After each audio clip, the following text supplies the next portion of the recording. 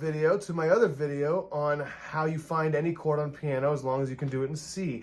That video was a big success, and people in it asked me to talk about filling notes in between chords. This is a really cool question. Musicians often ask about scales and what chords we use and things like that, but this kind of broader idea of how do you connect chords is a great question, and I have thought a lot about it, and I've come up with a multifaceted answer, basically highlighting the kind of common things I see pop, rock, blues piano players doing.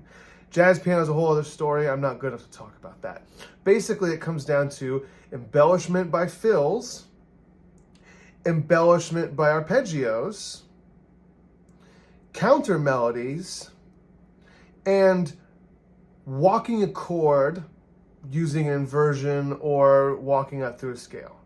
All right, so we're going to talk about each one of those, and I'm going to show you what I mean. All right, so let's talk about fills and arpeggios. These are what I'm calling embellishments. These are ways to just kind of dress up this chord without actually having to move away from it.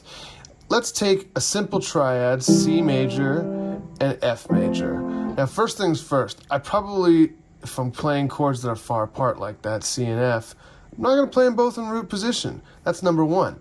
If you can find an inversion that makes the trip smoother, that's a great one right there and pretty common. That makes it a lot easier. I'll do it in two hands. Already there's more continuity between the chords.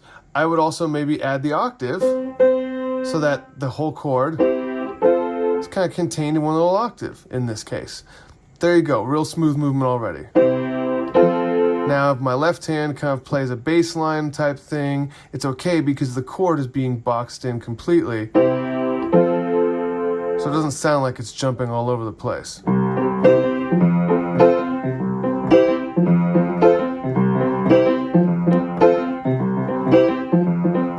And right there I was rhythmically accenting the chord. That's a great way to actually break it up and kind of get more interesting texture, doing it with both hands with a bass line.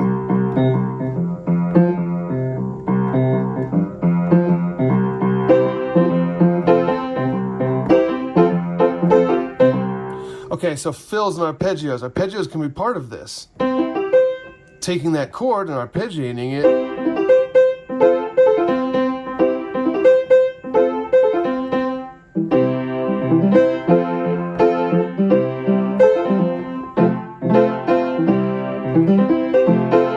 Elton John loves to do stuff like this.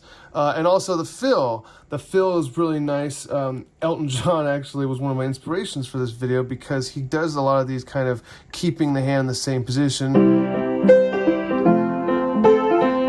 Kind of stuff that beginning piano players should learn. One of the fills he likes to do is commonly referred to as the Floyd Kramer piano style, where you take like a triad like the C, you find a note in between like 1 and 3, and do something like that. It's kind of like a guitar country thing. You can do it on the F2. You don't have to go all the way to the root position either.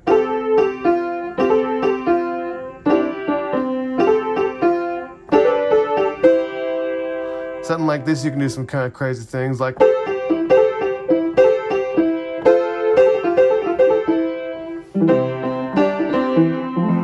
I'll do it slower.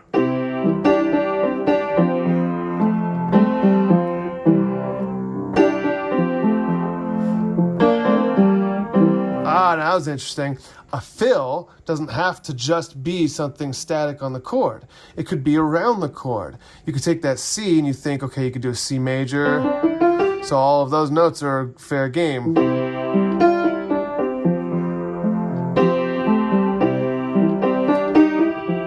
That was like adding a little bluesism to my kind of Floyd Kramer. Something like that. So fills are a good way. They could be trills.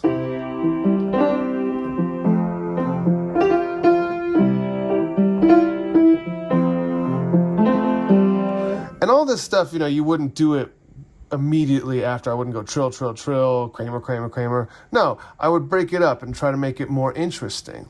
But that's just a quick way to kind of start adding spice to the chord changes. Okay, so now we're going to talk about counter melodies. So a counter melody then is very similar.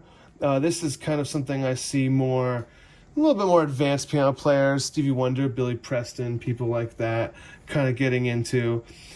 The idea about the counter melody is that the counter melody is played on top. It could be part of a chord, it could be a chordal melody, but it doesn't have to be. So in this case,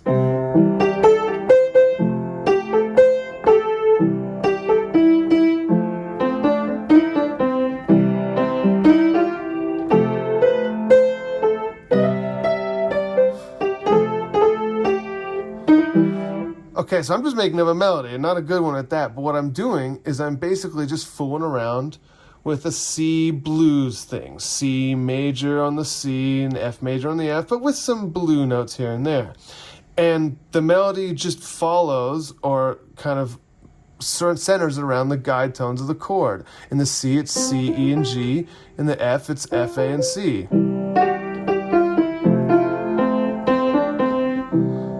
And that's where different scales and things can come in handy.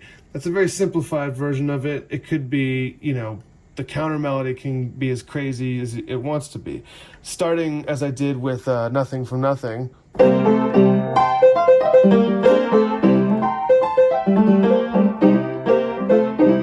These kind of blues riffs, which again, for some reason I'm just not playing great. The reason is I didn't practice, by the way. This kind of stuff crosses a lot of the categories. It's a fill, it's kind of an arpeggio of the C, but it's also a little blues lick because this root 4 thing. It's also kind of a counter melody. So it's a lot of things, right? That the combination of all of these factors can make up a cool set of tools. All right. And so the last thing we got to talk about is walking up, like, for example, and actually,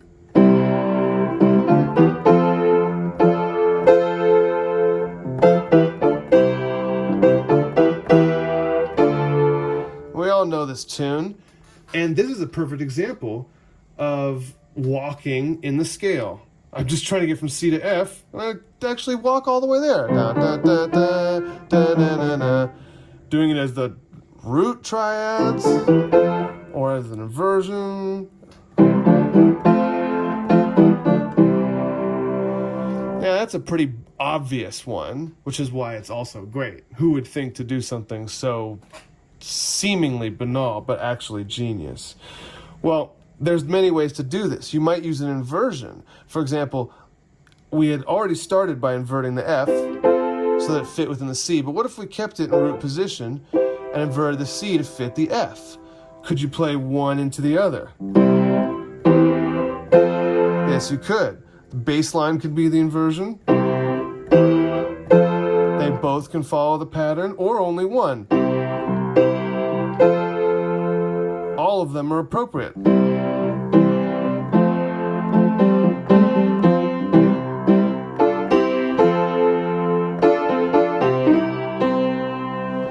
And I'm picking notes like that little D to add from neighboring scales, but also just using my ear. Again, the great thing about music is that there is this Western theoretical side to it, but then there's also what we make of it and how we play it. Okay, that's my basic couple categories for you to go work on. If you find something else, let me know and enjoy.